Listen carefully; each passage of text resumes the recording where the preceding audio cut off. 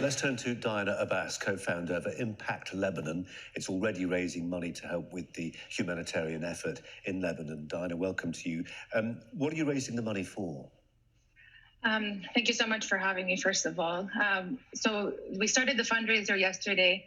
As we saw this devastation happening in Lebanon, we were all plastered to our screens, feeling kind of hopeless and thinking, what can we do to help from the diaspora? So we launched the fundraiser, having had a track record as Impact Lebanon of raising funds for various local NGOs in Lebanon, providing relief. Meanwhile, we formed several teams that have been speaking to NGOs in Lebanon. Our priorities have been to focus on providing food, providing shelter, and any healthcare or first aid needs that local NGOs can cover. Diana, since you introduced the idea, can we just talk a bit about the Lebanese diaspora, which is global and huge, isn't it? So far flung, obviously an opportunity to repatriate money.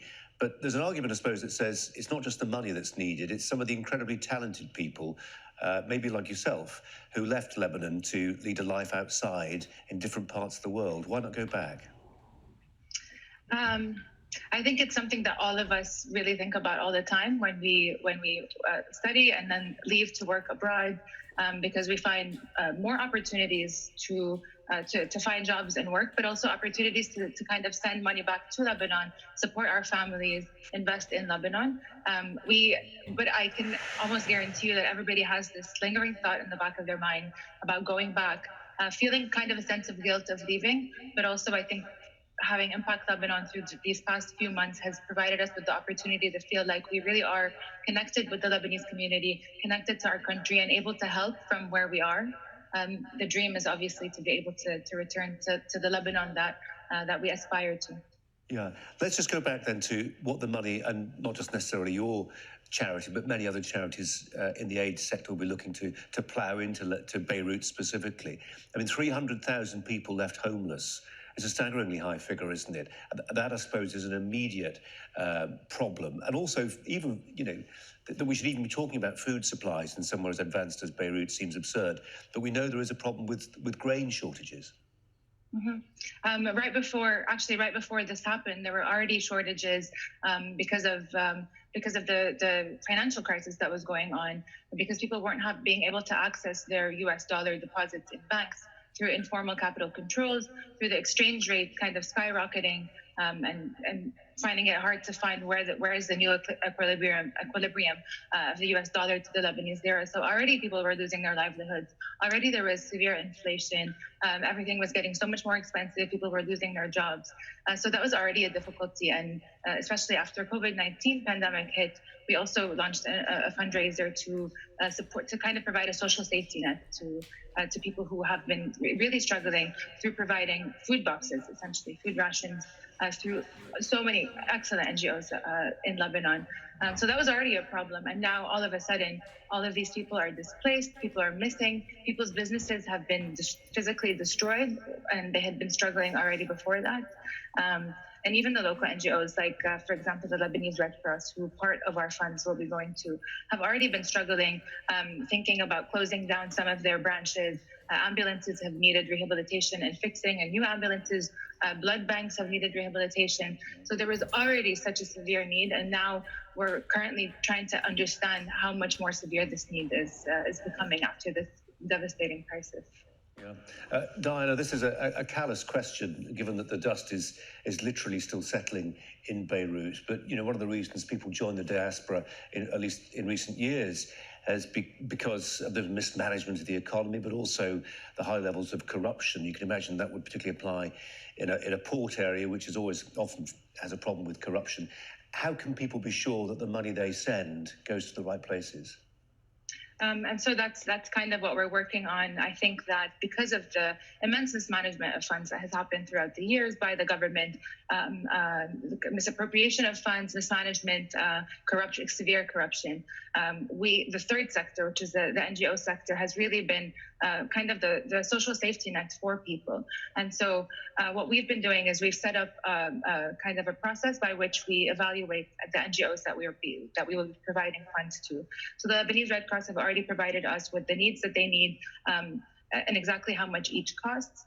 we're going through qualifying these NGOs, and we're working with a partner organization called 3QA, whose job is to evaluate the third sector and their effectiveness and their handling of money. So the first step is we look into if they are a registered local NGO, and then we make sure that they are apolitical and non-sectarian and do not belong to or do not basically support any of the corrupt existing political parties.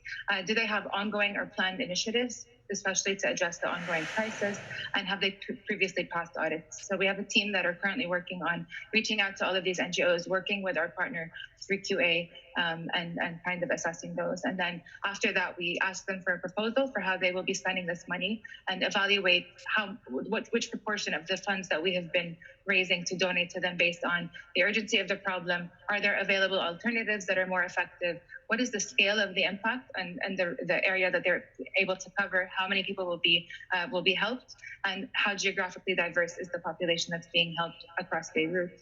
And again, how aligned they are with Impact Lebanon's values. Diana, I just wonder to what extent it's possible that what happened almost 24 hours ago yesterday might be a catalyst for some kind of renaissance. Again, that may feel like a premature question, but when you think to the last 50 years in Lebanon, there were the sort of glory days of the 1970s, the Corniche and the glamour, and it felt like a sort of Riviera, didn't it? A playground to millionaires. The 1980s happened, the Civil War, the militia conflicts, then the PLO in residence in Beirut until they left. And then there was a sort of a resurgence, wasn't there? The good times rolled again, the money piled into property, again, quite a glamorous city again. And now it goes through these cycles. It does go through these cycles, although I think that some of the work that we're trying to do is to break the cycle and not have it be a cycle of destitution and then a rise and then destitution and then a rise, but kind of taking matters into our own hands and rebuilding our country in the way that I think it should always be and should always be thriving. I mean, people visit Lebanon all the time and comment on how beautiful it is, how welcoming its people is, how culturally rich it is. And so it's kind of a shame that there's always a stigma attached to it, like the security situation is not great. There's a lot of corruption and other issues. So I think we do want to break the cycle. Do we view this as kind of a chance for hope? And I wish it didn't happen, but for the past few months, since October 2019, when the Lebanese revolution started, there have been so many triggers that have really angered the people, and it's honestly been so humbling to see how united a large segment of the Lebanese population has been, whether in Lebanon or in the diaspora, to rebuild the country and take matters back into their own hands. So will this basically re-spark the anger? Maybe. We hope so. And I think that the Lebanese people have every right to be angry. Basically, and we don't know what caused this exactly, but regardless of whether it was negligence or any of the other theories of what this was, the Lebanese people should be angry that their lives are constantly being undermined and undervalued, and then something like as disastrous as this happens in the midst of an extreme struggle is basically what our fuel is to come together and rebuild the Lebanon that the Lebanese people deserve. Diana Abbas is the co-founder of Impact Lebanon. And Diana, just a thought: if people want to donate to Impact Lebanon, just find it on the internet, yeah. Yes, on the Just Giving website, and you can check out our website at impactlebanon.org, as well as our social media, impact.lebanon on Instagram and on Twitter. Okay, Diana Abbas, good to talk to you. Thanks a lot. Thank you so much for having me, and thank you for caring about Lebanon.